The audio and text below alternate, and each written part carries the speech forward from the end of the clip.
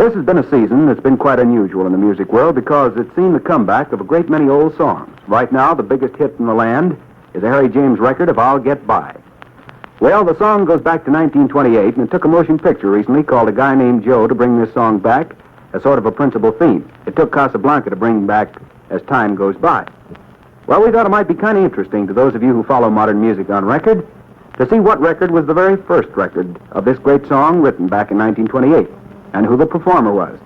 And sure enough, we came up with one of the great stars of the recording world, a lady who no longer is active from a personal standpoint as to singing and entertaining, but who now conducts her own studio in developing young talent for stage, screen, and radio. Her name is Aileen Stanley, and I'm sure many of you out there tonight remember this great person because her career not only was famous here in this country, but she really wowed them in the British Isles with an international tour.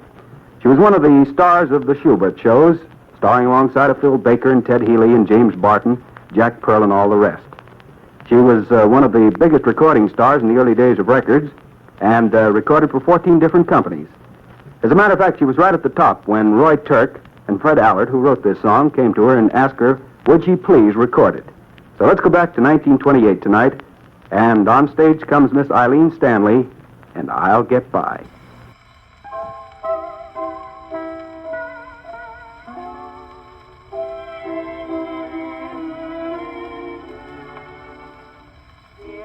World was just as sad a place for me as would be. I was lonely and blue. This old world has changed to paradise for me suddenly. Why? Because I met you. Although wealth and power I may never find, still as long as I have you, dear, I won't mind. For I'll get by as long as I have you.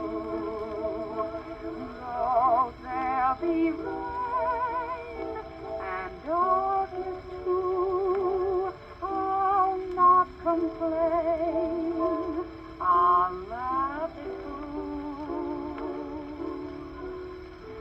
Poverty may come to